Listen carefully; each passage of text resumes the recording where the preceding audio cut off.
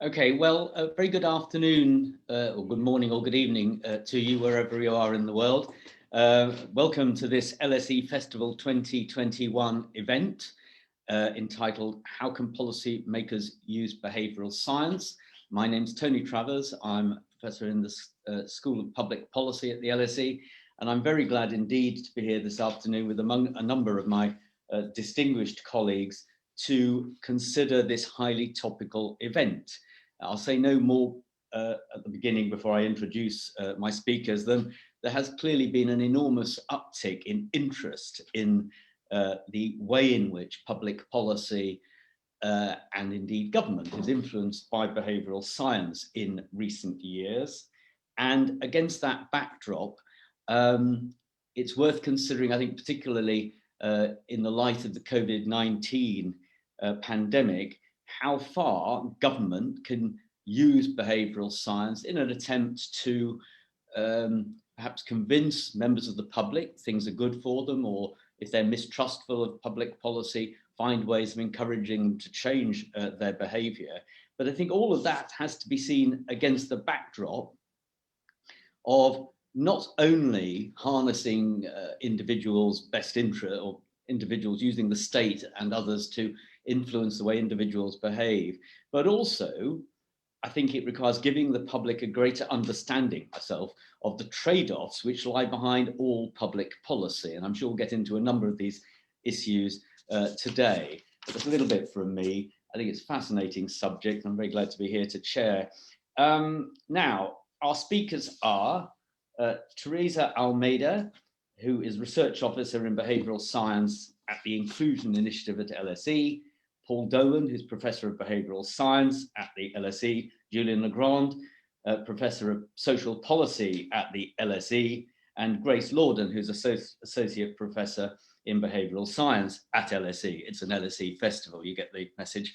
So what I'm going to do now is to ask each of our speakers, starting with Grace, then Julian, then Teresa, then Paul, to speak for 5 minutes. And I'm going to ask each of them a question, really, and then allow them to expand on that for up to 5 minutes. So if I can ask you, Grace, first to get us going, how can policymakers make use of behavioural science when considering the future of work? Obviously, the future of work, even more a topic of interest today than it would have been a year ago when the pandemic was setting off. So Grace, over to you. Thank you, Tony. Well, I think as a starting point, it falls to economists to quantify things like skills shortages, skills surpluses, and to predict the skills shortages and skills surpluses with respect to future work.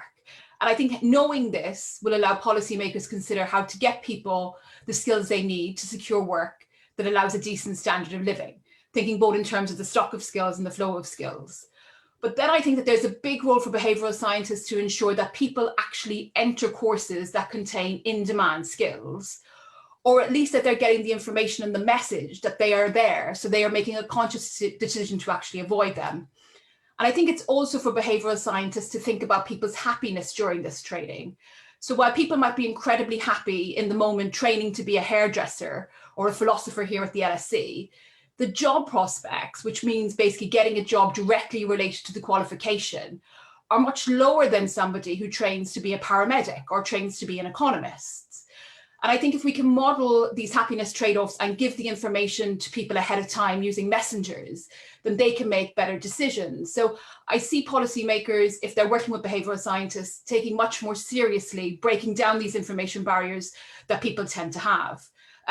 I think the future of work also raises kind of really interesting issues around monitoring, as people continue to demand higher level of work at home because of these kind of shifts that we've seen during COVID. I think that these changes will stick, particularly for jobs in newer industries like technology, and also in older industries for occupations that have that aren't dominated by men, essentially. And we can kind of see this in the planning back to work, and that's actually starting to come out already. And I think behavioural scientists offer this unique lens to study to what extent we can lower monitoring when employees have meaning in their work, when they're embedded within a good culture, and they also have other intrinsic motivators. And for me, this is actually really interesting, how we actually trade off intrinsic and extrinsic motivators. It's also badly researched to date, and it strikes me as such an important omission, given that research on extrinsic incentives highlights a speedy adaptation to high paychecks. So if we could expand this area of study as behavioural scientists and work with policymakers, maybe even actually by extending the compensating differentials framework, I think there's an opportunity to learn a lot.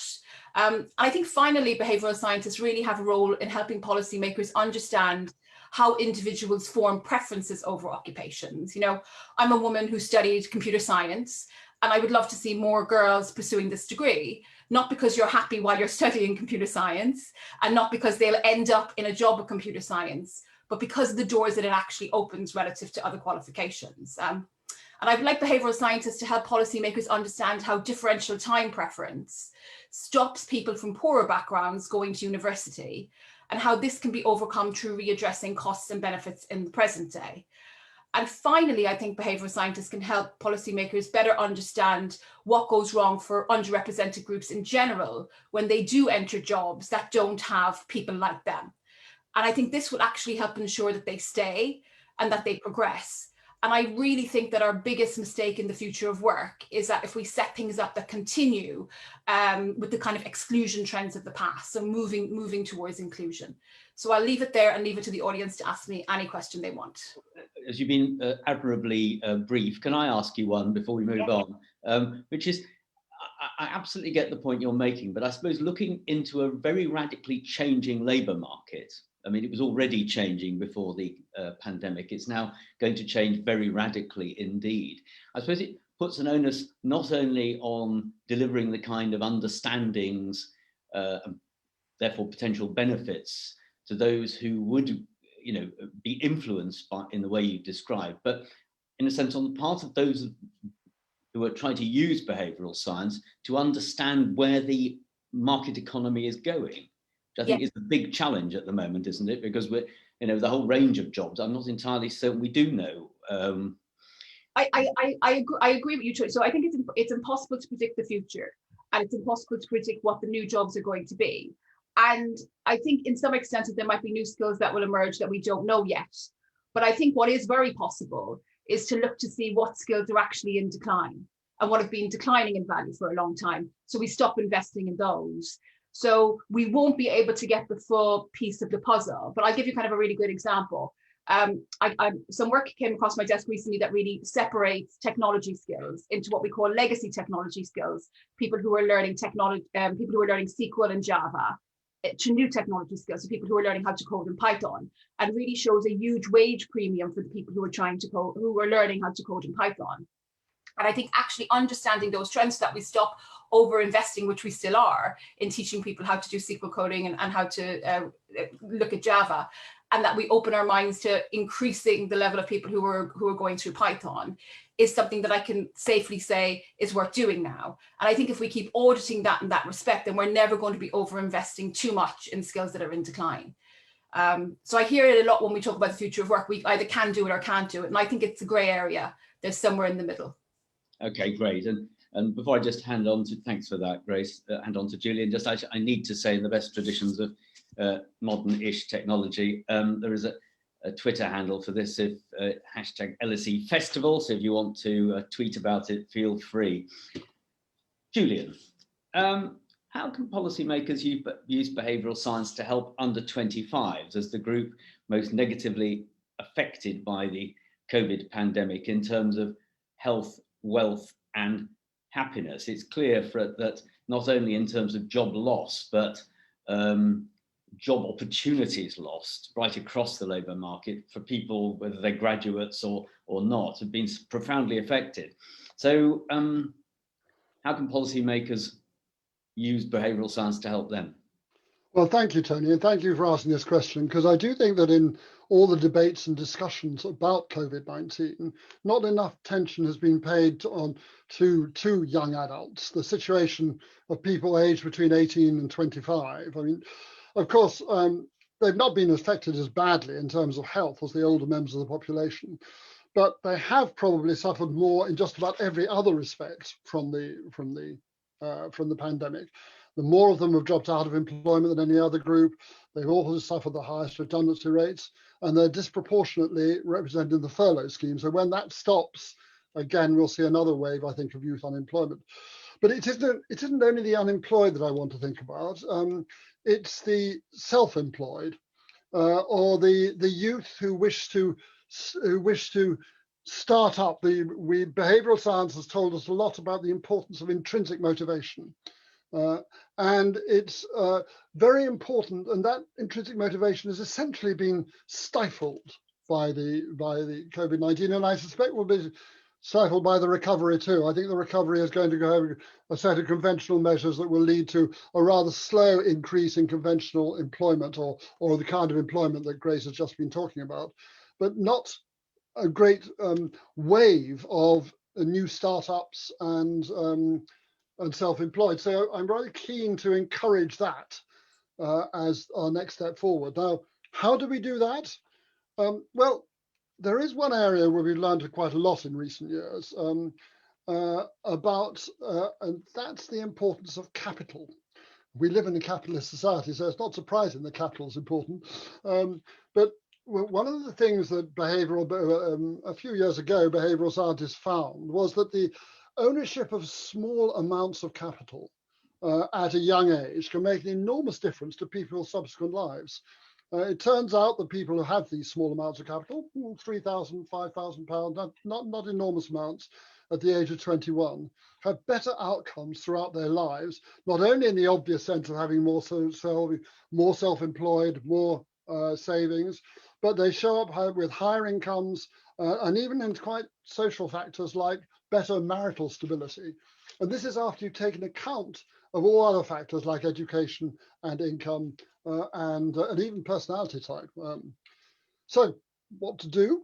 Well, here's an idea. Most people have heard of the idea of universal basic income. Well, what about universal basic capital? This is a grant of, say, £10,000 given to every person on reaching the age of majority. It could be 18, 21, 25, if you like. It could be spent on anything, or it could be restricted to pay for education, starting a business, which I would be particularly keen on, or down payment on a house. And you'd fund it by an inheritance tax. Not as fanciful as it sounds. It's been suggested by a number of people. I put it forward first in the 1990s, but since then, Thomas Piketty advocated it. And recently in the United States, very interestingly, it's become part of the Black Lives Matter debate. The median net wealth of white families in the United States is 15 times that of black families on average. And this has been suggested, this idea of a grant has been suggested as a way of taking this forward, a universal grant, to try and narrow some of these inequalities. We did in fact have such a system, the Child Trust Fund in Britain, much smaller amounts of money involved, and it was abolished to very little fuss when the coalition government came into power. An act of policy vandalism, in my judgment, but there it was. So there it is, Tony, a grant of universal basic capital funded by inheritance tax. Basically, you take the wealth of one generation and you use it to fertilize the growth of the next. As that early behavioural scientist, Francis Bacon, said, money is like manure, no use unless it's equally spread. Thank you for that fascinating image, which we will all treasure for the rest of the day. I wonder if we'll hear more about this kind of thing in the budget tomorrow.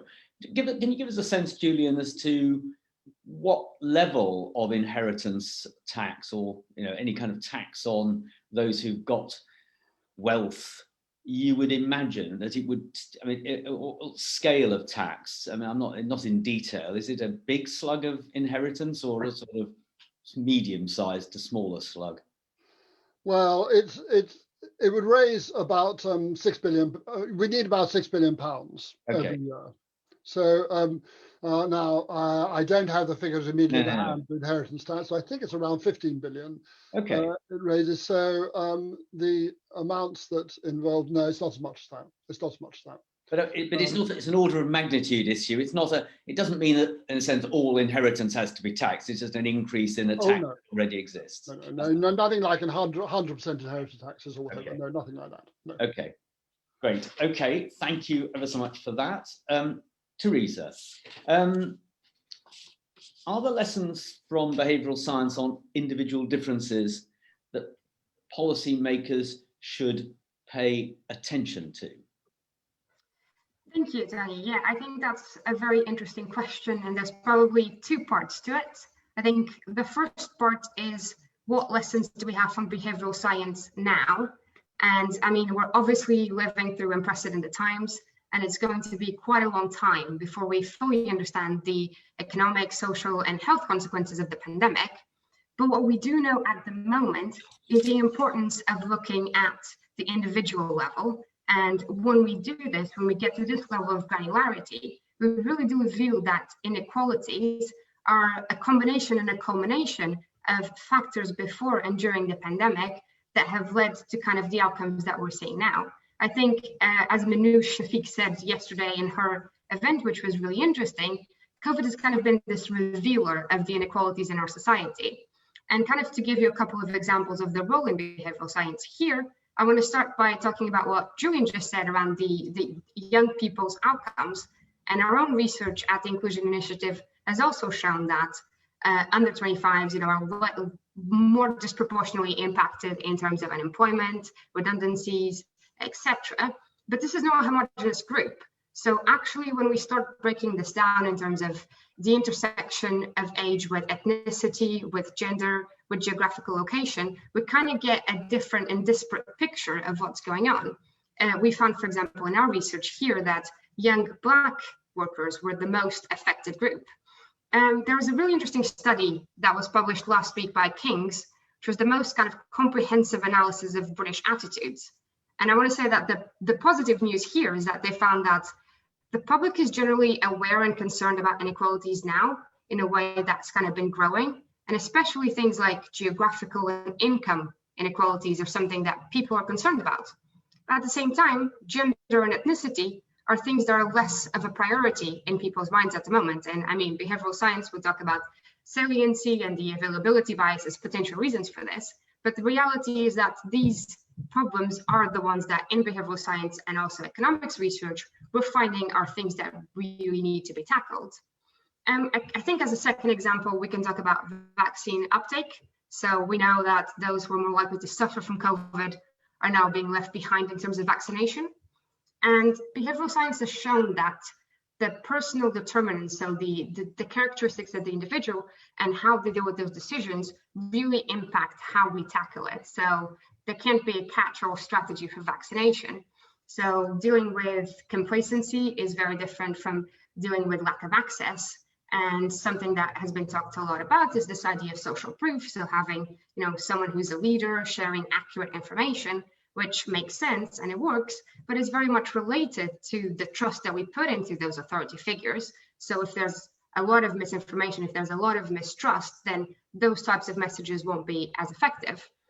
And what we're seeing right now is, people are reaching out to community leaders to share accurate information, and that seems to be working. But confidence as an area is still something that we have a huge gap in, and especially confidence between different groups hasn't really been explored. So I guess that kind of takes me to the second part, which is where can we go next? And I think here, I have Paul and Grace here on this panel who have always kind of talked about this message of context matters.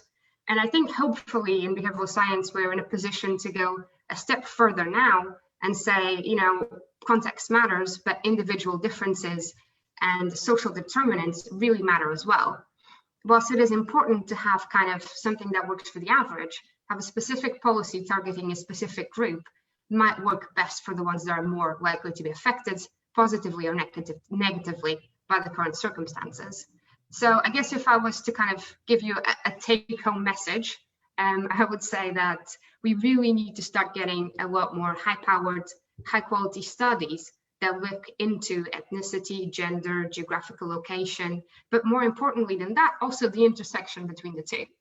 Because, I mean, you know, we know that we can only change what we can measure. And I think whilst we've made some progress here, it's kind of a call for everyone, for both behavioral science and policymakers, to start measuring better and more. Okay, great. Well, excellent.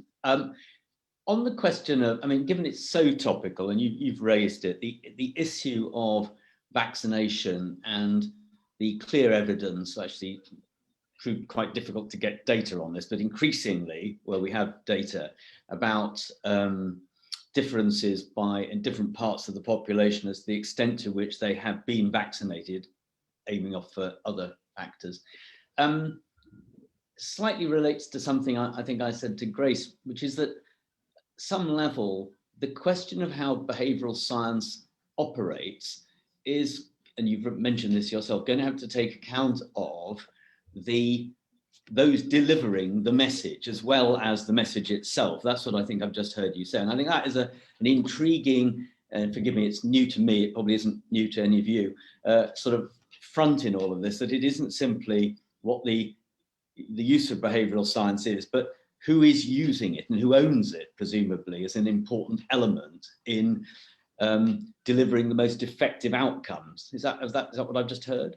Yes, absolutely. I think that is something that actually behavioral science has kind of proven quite robustly, the idea that the message is important, but the messenger itself is really, really important as well. I think we're seeing that now in terms of kind of some of the information around the vaccine. But I guess the second bit of that is actually how many people do we convert? And then how does that then kind of cascade down to different groups? And I think that's also an opportunity to then think about, is it one group with one leader, or actually in the area of misinformation, where a lot of these movements don't have a specific individual that's kind of putting it forward? How do we get the message out there, and who do we pick as our messenger? So in that sense, this is going to be the way in which this all falls, ends up, is going to be an important sphere for research by the sounds of it. Yeah, absolutely. Okay, thank you for that. And last but not least, Paul Dolan. How can policymakers make use of behavioural science to improve well-being in the UK? You've written very extensively about this, books recently. So how does behavioural science, how can it help improve well-being? Yeah, thank you. And thank you for asking me that question. I'm going to answer this in three parts. The first is about stories and narratives. Second will be about measures, and then finishing with the processes by which we implement these things. And I'll try and spend about 1 minute on each. We know from behavioural science that we listen to narratives and stories. It's a much more powerful driver of what we do and how we feel than any evidence might be. And so in order to take well-being seriously, we have to have a serious conversation about it. And I think one of the things that's struck me over the last year is that we haven't really taken well-being that seriously. We've, to some large degree, quite rightly, focused on life expectancy, but completely missed an emphasis on life experience. We know that people care about quality of life as well as quantity of life. And so I think the first part of any serious attempt to embed behavioural science and well-being in policy is to take seriously the fact that people care how well they live. It's almost like it's been, if you were to mention the idea that people might need to have some fun, for example, over the last year, that was almost like a sort of luxury good. Well, it isn't actually. It's part of the human condition to want to experience fun. And so whatever we're dealing with, crisis or calmer times, we need to remind ourselves of the significance of those experiences. So that would be the first thing I'd say. The second thing is about measurement. I think that, whatever the sayings are, that if you don't measure it, you don't value it, or some words to those effect, is that, of course, in the context of COVID, we've had measures that are very easily salient and recognisable to policymakers: transmission risks and mortality risks. And well-being is a bit more of a tricky concept to even conceptualise, let alone measure. And so we need to do much more to embed good and robust measurements of both life experience and life expectancy. And of course, we've done that to some extent in health, where we've generated quality adjusted life years. We're doing that to some degree now by generating well-being adjusted life years. So I think that's an important advance to measure things better, and to do all of that with the lifetime in mind. I was really struck by what Julian said. You know, that we not only care about inequalities at any one moment in time, but over time. And it's impossible. It's almost like impossible to think about an income inequality or a wealth inequality without looking at the time frame over which those inequalities exist. So I think that requires us to pay much more serious attention to lifetime than we've done and than we do. You know, we've seen pre-pandemic. I mean, in many ways, to pick up on what Teresa said, the pandemic has been a magnification of what was already there. We've seen the last 4 decades of economic growth largely appropriated by older people. We need to start redistributing resources from the older generation towards younger people. And some of the ideas that Julian's outlined, I think, are a really important part of that. And in relation to inequalities, something that hasn't been explicitly mentioned by anyone that's been on so far is the issue of social class. We talk about intersectionality of different attributes, but it's fundamentally associated with social class. You cannot have a serious conversation about lifetime well-being without a consideration of social class, and that's what we need to do much more. We need to have a much more open and honest debate about that post-pandemic, or shaping the post-COVID world, as we're discussing. And then finally, processes. We need to embed some of these principles in practice. We need, I know it's always it fills people with horror when you want to say, let's set up more commissions and more authorities and more bodies, but I think we do.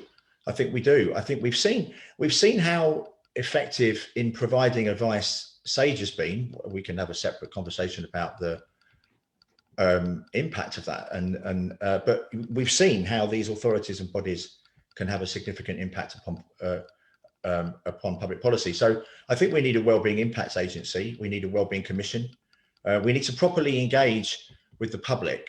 One of the things that I've always been a little bit frustrated about, and I don't really have a good answer to this, is really why there's not much more public demand for well-being related policies, because it makes people better off.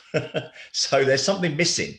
We're not doing something, there's something we're not doing quite right in bringing the policymakers and the public along together on the journey to improve well-being. And I hold myself to account in that regard too. So I think narratives, measures and processes, we're about at the end of this week, we're going to produce a report. We're going to launch a report as part of Shaping the Post-COVID World, written mostly by authors at the LSE that set out some of these issues in a bit more detail. But it's a sort of a call to arms, I think, and it's an opportunity for us to kind of embed some of these into the post-COVID world. Okay, great. I mean, just to build on what you said, I mean, apart from the fact I myself quite interested to hear a bit more about wellbeing adjusted life years. We've all learned about QALYs. I'm glad to hear that a new measure is being invented for us all to think about. But are you effectively saying that, I mean, I don't want to put words in your mouth and you won't let me, that in the sense life expectancy would be an element in a measure of well-being, in a sense that it's a subset, it's something we're all aware of, and we can make judgments about that, but there's a sort of greater issue here, which is people's well-being. Is that, would you see that in that way round, sort of? They're not trades-offs. It's the one time you put words into my mouth, and they're not bad words. Oh, right. We care. Lives go better when they're happier for longer. So we care about frequency and intensity, and we care about it's essentially the area under a well-being curve, right, from birth to death. You can think of your life as a series of moments that are aggregated over time to the point at which you die. And so your area under the curve will be greater, all else equal, if it has more along the x-axis, more years, or if it has more well-being up on the y-axis. So any measure of well-being ought to be able to combine both of those two elements into a single index. Okay. One other thing, Paul. I mean, Yeah. Teresa mentioned the King's research, which I've also looked at with interest. And you were talking about class and the importance of class, which has made a bit of a comeback in academic discourse after years, perhaps, where it was less so. But intriguingly, this research, and Teresa, you'll nod if I've read this, got this correctly, or shake your head if I've got it badly wrong, effectively suggested that issues such as geographical location in the country was now a more powerful driver than class or ethnicity, I think, as I read it. And I thought that was a pretty startling piece of success for those who've argued about geographical levelling up and so on, but slightly understates the needs of the large number of relatively deprived and poor people who happen to live in areas that are measured as rich. So that class does still play an element in all of this, as you've said. Yeah, I don't know. Do you want me to comment? Shall I comment first? Maybe some of these issues will come out a bit more when we go for this one, and then we'll go on to the next part of the event. But please come back now. Go on, Paul. Go on. Sorry. Do you want to say anything about this, Paul, or should we just? No. I was saying, let's see. I've got, of course, I want to say loads about everything, but I'm also conscious of time and moving on to hearing what the audience want to say. So let me come back. Give me more time later. Okay. All right. Of course. Now, in conscious of the audience's well-being, we're going to have a poll, and got a very large audience, so this will be a very useful test of opinion. So can we put the poll up? The question is, which I don't think I'm supposed to read out, but here it is anyway. Do behavioural scientists deserve more seats at the policy table? Yes, I'm convinced they do. Maybe, let's wait and see what this discussion brings, so we can test this again later. And no, it's my opinion, I'm sticking to it. So, nicely written questions. Please vote quickly, once. I think you can only vote once. So while we wait, Tony, can I say something about the question you asked, Paul? Right. Yes, please do. I think, I think the King's research needs to also be unpacked, thinking about the type of jobs people have and the type of industries that they had 20 years ago, and whether or not there's been mobility across social classes and across income. Because I think if you look at the government's kind of skills manifesto, which is very conscious of what you just described, the idea that people are doing very well in London, but doing not so well outside London, it really points in the direction that it is about the kind of decline of the manufacturing industry, which has led to people going into lower socioeconomic status as measured by income, though perhaps not measured as class. So I guess the question will be, as we go forward, whether the old social class registers, generals, measures of social class really do capture how a person is doing with respect to income in the same way. So that correlation, I think, needs to be fleshed out. We did a good job. That's pretty good. Very good. Well, here are the poll results, which I'm sure you can all see. So 75% think behavioural scientists deserve more seats at the policy table. There may be a lot in the audience, of course. 24% maybe, and only 2% say no. But we'll come back and retry this at the end of the discussion and see if we get any change. So let's close that for now. And I have a question here from Derek Luff. I hope I pronounced that right correctly. Millennials have now survived 2 labour and housing shocks. I assume that means the 2008 one as well. And at least in the United States can only own 4% of net wealth. How can we ensure that these people, many entering their mid and late 30s, are able to capitalise on their skills, these skills development programs meant to swell the labour force with young, informed workers? And that does get to the number of what. Should we go straight to you, Grace, because you mentioned this from the beginning? So I'll ask the others to comment as well. I think this is a great question by Derek. And I think the mistake of skills policies in the past has been to focus only on the flow. So only on people who are leaving school, thinking about the type of qualifications to get to them. And I think the move towards skills policies in the future has to be to talk about the stock of skills. So for example, in Derek's example, he uses millennials and says that, millennials haven't really benefited and they've been through many more crises than other generations who are alive today. And I think really targeting at upskilling the stock of skills and giving easy access to courses that are shorter in duration than the traditional degree, transition pathways into the degree where the person might not necessarily have a history in, and really thinking slightly outside the box and while still maintaining focus on young people, bringing into account, I mean, you know, Teresa talked, and both Teresa and Julian have talked about under 25s having the hardest time. And a lot of that group, 18 to 25, are out of, you know, are out of schooling and are sitting there with the stock of skills. So I think it's about the policymakers themselves reframing the question, that this is about who doesn't have a job, who needs skills, rather than over focusing on people who happen to be in secondary school. Great. Julian, you want to? You're muted. Julian, we can't hear you. We can now. I think I wouldn't add very much to what Grace has said, except again, perhaps we should give some thought to the people who want to retrain and reskill, and indeed go become self-employed. And again, I think for all those purposes, again, we have to think about measures for improving their access to capital, their ability to borrow, and access the capital market. I think it would be quite an important element in any recovery plan. Now, Julian, I mean, just to come back on that, because, you know, unless the press leaks, time was when chancellors had to resign if the budget was leaked. Now it's all tried in advance. One of the things that younger people are apparently going to be offered in the budget is more help with mortgages. But you're effectively talking about not diverting, but thinking more about people being able to set up businesses and improve their life standards via work rather than by housing, aren't you? I mean, and it is done, much more attention's given to housing than to work, isn't it?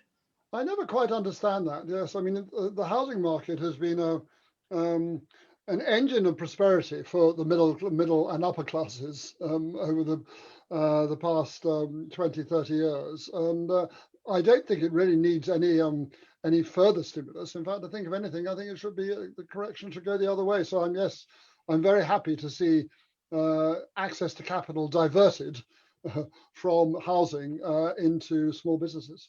Yeah. Can I ask you a question? Yeah, can I say? Go on, yes, please. Jump in, go for it, go on. Julian, can I ask you if you think people who are self-employed in the gig economy, for example, you know, kind of doing deliveries and things like that, if they should be protected by the minimum wage?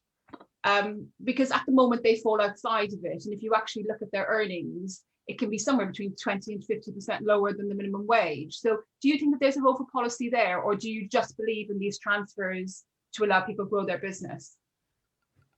I feel ambivalent about this. I've seen all the arguments in favour of they should be part of the minimum wage. They should have and the rest, holiday benefits and so on. But I'm also impressed by the number of occasions that one encounters people who rather relish their freedom or their independence of being self-employed. I mean, particularly, I have to say, Uber drivers. I've never encountered, I've taken a lot of Ubers in my time, and I've never encountered an Uber driver who is desperate to become fully employed by Uber, but they rather relish the freedom they have. Now, you know, that's an anecdote, and I don't have any hard evidence yet. But my feeling is that the drive for self-employment is very profound in much of the labour force, and we ought to be encouraged. Okay, and Paul, thanks for that. Paul. Yeah, I was just going to quickly say that narratives, again, play a significant role in shaping where we've incentivised people to either live or to train or whatever. So we have this obsession with people going to university.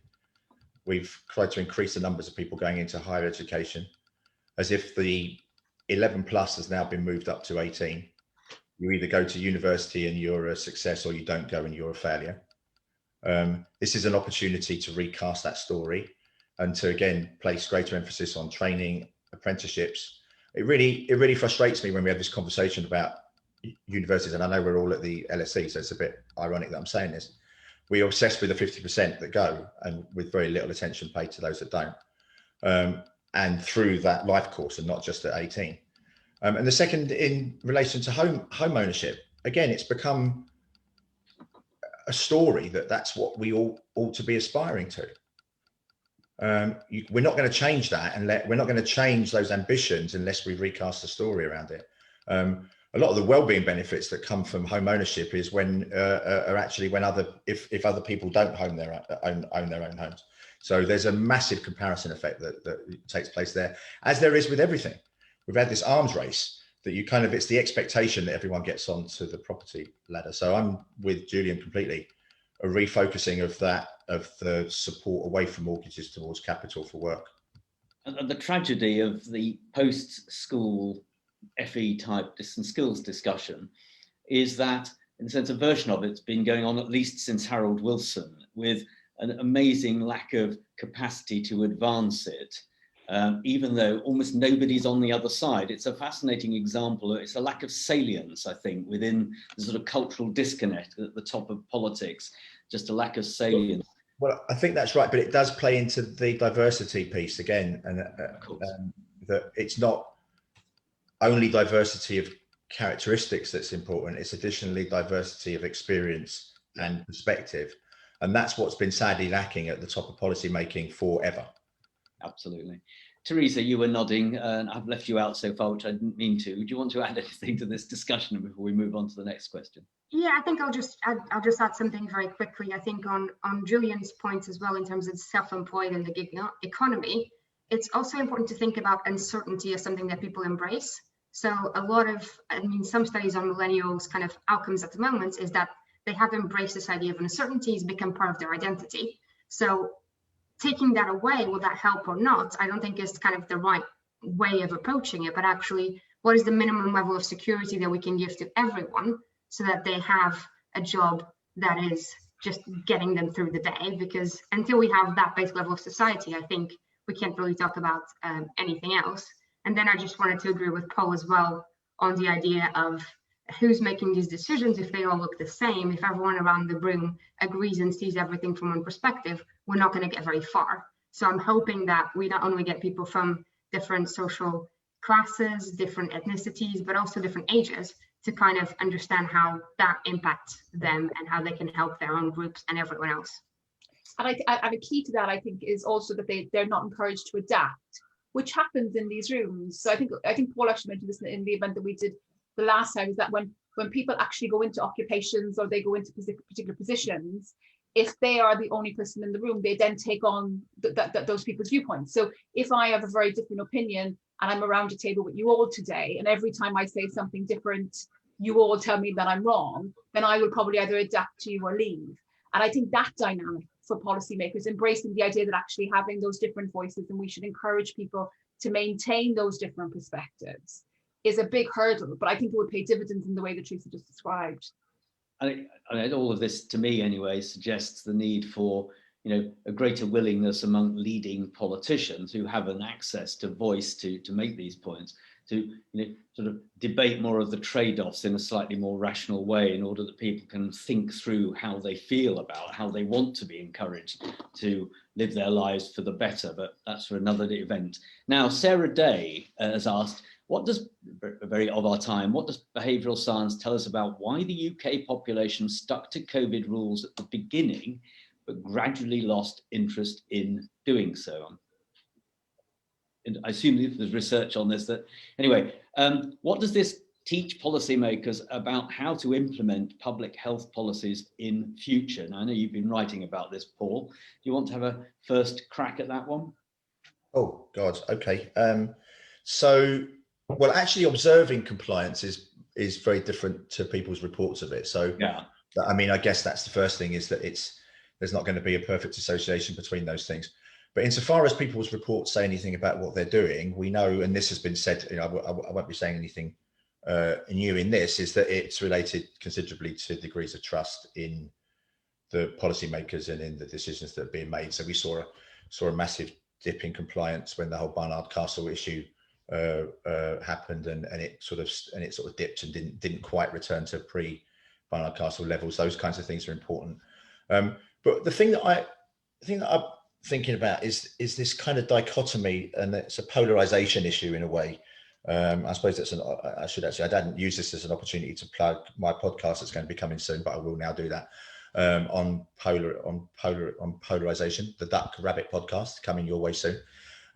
Is that we get into these kind of false dichotomies of seeing the world as either people that comply or they're COVID idiots. And I think that those kinds of narratives are really unhelpful. I think most people for the last year, whatever their views of the measures, whatever their views of the trade-offs being made, have been trying to muddle and manage their way through. And they've been doing that by and large by complying with the rules. Not always and not everywhere. And I think that's the way that people manage their way through this. And I think so. It's easy to get into this sort of sharp distinction to tell a very simple story about people complying or not, and these things happen and then they change their minds and then they do something else. It's much more complicated than that. And the real essence of our discussion ought to be at the sort of nuance of people. You know, we know from other literature that, you know, most people, but all of us see ourselves as pretty decent, honest people, right? I mean, very few of us tell stories about ourselves that we're not. So we basically, you know, sort of lie and cheat just enough to tell ourselves that we are honest. And of course, various people make different kinds of trade-offs about that. But that's essentially what people have been muddling their way through this last year, is broadly complying with the rules that have been, in some cases, really strict and serious. And, you know, for young people under 25, for example, that we're just talking about, lonely and harmful. And they've muddled their way through best they can with compliance largely. And I think that's how we should have this discussion, and not this kind of dichotomy between people that stick to the rules, curtain twitch, and then, you know, tell on people that don't on the one hand, and then ravers at 500 people parties on the other hand. But I suppose, Paul, there's also an element in this question, though, of, you know, you can change people's behaviour. I think it's almost common sense, isn't it, that you can make people change their behaviour radically for a bit, but not forever. I mean, in a sense, especially when it's such an unexpected one-off. I mean, nothing quite like this has happened in anybody's life who, you know, didn't live through the Second World War. So the degree of constraint, I think, surely, I mean, in behavioural science, at some level, if you change people's behaviour very radically for a while, the chances are there will always be a tapering of impact over time, will there not? I mean, in any sphere of, not just this one. Well, I mean, it's an interesting question about the tapering of the behaviour or the tapering of the impact, right? So, because the human condition is remarkably resilient to most of what life throws at us. So there will be a considerable degree of adaptation to most things. So the adaptation processes in terms of impact make the behaviour more likely to stick. But then you've got the behaviour then may not stick as it becomes harder for people to comply. Yeah. So you've got these two forces working in opposite directions. I think what is interesting, of course, in the early stages of the pandemic, and actually at many stages throughout, fear has been a galvanizing motivator of action. It would be interesting to see what happens as the fear levels drop, as vaccination rates increase, because you've taken away one significant driver of human action. I would just say one final thing, is that whilst I fully am committed to the idea that people are pro-social, we are all motivated to help other people. And actually, I've written quite a lot about how we're all happier when we do, and I would encourage much more of it. We do, I think, have a way of telling a story about a lot of what we're doing as being in the interests of other people when actually a lot of those motivations come from personal self-benefit. And so fear has been a considerable motivator for action. Some people have actually thrived during these months and these lockdown measures. I've also been quite outspoken on the fact that the lockdown measures have been entirely decided upon, almost entirely throughout the world, without exception, probably, by people who can work from home on full pay. And so, needless to say, the impacts on their lives have been much less than those affected by their policy decisions. So, so I think, what am I saying in answer to your question? Have I even answered your question? No, it's a really interesting discussion, and I just want to bring Teresa in on this one before I move on to the next question, because you touched on similar issues. Teresa, would you like to? Yeah, I think just to add to what Paul was saying, I mean, when we looked at people's attitudes at the beginning of January, people were generally, the majority of people were pro a new lockdown, and that lockdown coming in potentially sooner than happened. So I think as Paul said, we have these salient examples of people who are breaking the rules, but the majority of people are following the rules.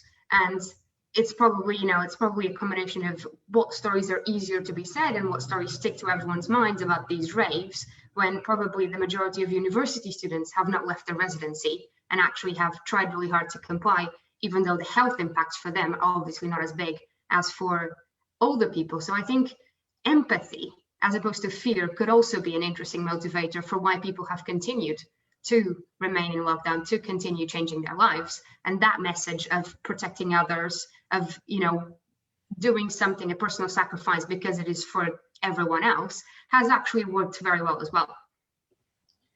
It's interesting, we've got a lot of concepts now in the discussion, which clearly, empathy, fear, how other people view us are all drivers of our personal behaviour. Julian, then Grace. Just the relating it to behavioural science again, thinking about the impact of the different measures that have been taking place and their difference on extrinsic motivation and the impact on intrinsic motivation. It'd be very interesting. I don't have any evidence on this to look at what's happened in Sweden, where you didn't have you had some sort of lockdown, but nothing like us, but not as strong as ours or most other countries. And it'd be interesting to see whether you've seen the same level of behavioural fatigue there that we've seen here. Yeah, good point.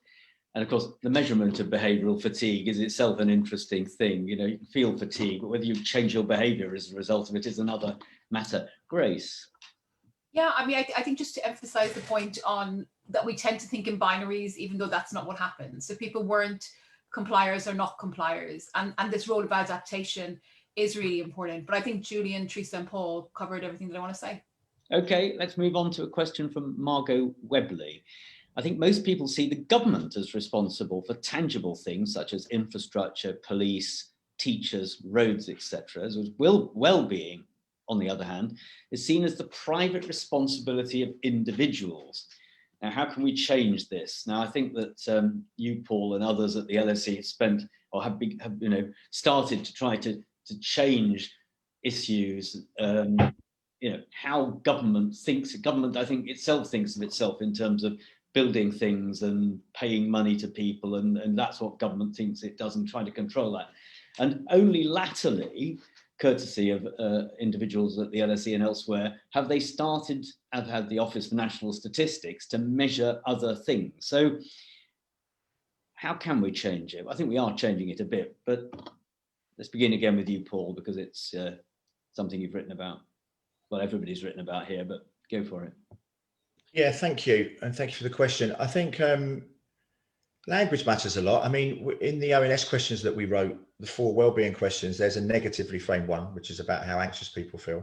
It's really interesting. If you say to people, the role of government should be to maximize happiness, some people might laugh at that. If you say to people the role of government should be to minimize suffering and misery, who would argue with that, right? It'd be pathological not to agree with that. So I think a lot of it is in the framing of what we use. I think around policymakers, we might want to be using suffering and misery more than we should be using happiness and well-being, even though we might measure these things in the same way. Then that leads us naturally into the sorts of things that Richard Layard has spent a lot of time talking about and arguing for, is prioritisation of mental health. That fundamentally is where most of all of what happens to us is rooted through. All of the infrastructure in the buildings and all these things, and the houses that we buy and the education that we have, they're means through which we experience better or worse mental health. So it would seem a bit odd if we didn't want to directly measure that and account for it in public policy. So, yeah. Okay. Grace. Yeah, for me, I think the question, it should be slightly different. So I think it should be, when we build roads, when we hire teachers, and when we have these traditional policy levers, how do they change happiness in society? And I think if we think about it that way, then we routinely get into evaluating these things against happiness. And what Paul said to me, I've been saying for a very long time, for me, the problem with the happiness in this literature is that we always talk about this idea of maximizing happiness, which makes sense from the individual level. But for the government level, just like health, I think it's about ensuring a minimum level of happiness for citizens in the UK.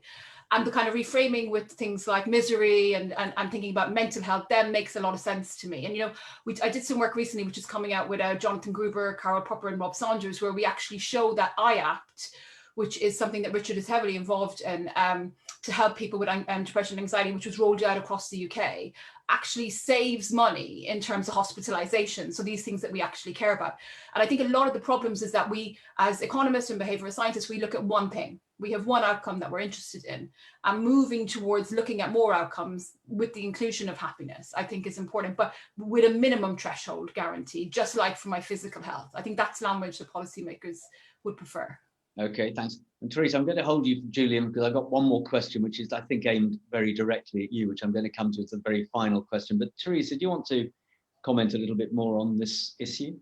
Yes, I think, I agree with the idea that we need a minimum level of happiness, but also it's important to understand the differences, right? The gaps in well-being between different groups. I think during the pandemic, you know, people are staying at home, yes, but women are being disproportionately left with taking care of the kids and household work. And this is affecting their mental health, which can impact also the productivity, their job prospects. You know, it kind of all rolls into one. And I think also looking at the gap is a really interesting way of seeing, are things effective overall, or actually are some groups being disproportionately affected by them or even not benefiting at all? I must say, to personal level, given that politicians are, you know, if they think about it, really interested in well-being, because it's a nice sum of what they're really trying to improve for people. Slightly amazing. They don't think about it more, but that's just a personal throwaway. Now, from Oliver Chaplin, and I'm going to aim this at you directly, Julian, but others, of course, feel free. How can policymakers align lifetime oblique intergenerational considerations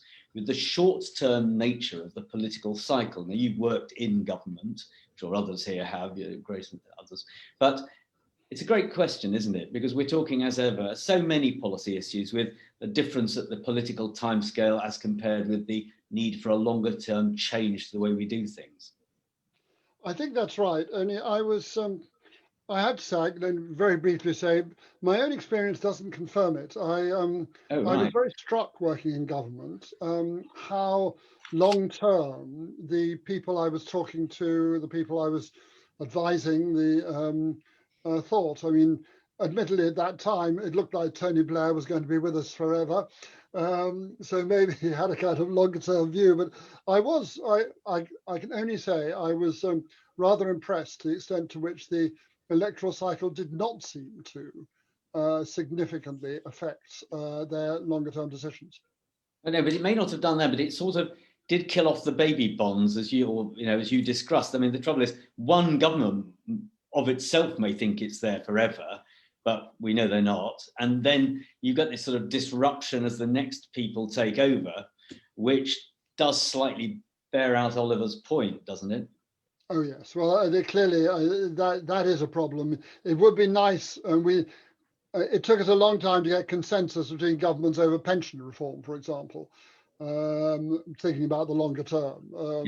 And new governments would come in, throw it all up in the air. We're still seeing it with social care, of course. I mean, we're not getting any long-term decisions made about social care, and that's precisely the point that Oliver's making. Okay, now I don't want to ignore my other three panel members. Do any of you want to say anything on this before I return to the poll, and we must then finish? I'm not trying to put you off, by the way, but okay, all right, if it would appear not. So we're going to return. Tony, you framed it really well. And so I wasn't meaning it as a piece of behavioural nudge, if ever there was one. Can we do the poll again? We know to go back to the poll, still a huge audience, see if there's been any shift. So here it is. Do behavioural scientists deserve more seats at the policy table? You've now heard more of a debate about it. Yes, maybe, no. It's when they all say no now, isn't it? That would be so good. No, it's bound to, things can only get worse, as wasn't said in 1997. So we await the result with excitement.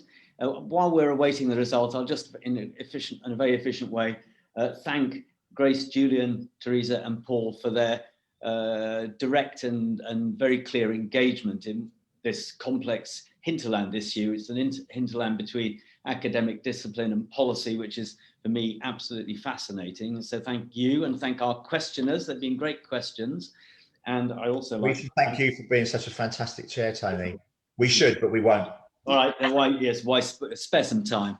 And also Rebecca and others who have been behind the scenes, off stage, making everything run so smoothly. Are we going to get the results of the, yes, we do, 81, Makes it better. 50. So yes, it's, there are fewer maybes, but more of them have gone to yes than no as well. So we've slightly polarised people. So we've polarised, despite all your efforts, we've polarised. Anyway, I'd like to thank everybody. Fascinating subject. Do join more LSE Festival events. Thank you to my speakers. Thank you to the audience. Thank you to those who've asked questions. Thank you to Rebecca, who organised everything. And I look forward to seeing you at other LSE events, as I'm sure we all enjoy and look forward to take part in them. So thank you very much and goodbye. Bye.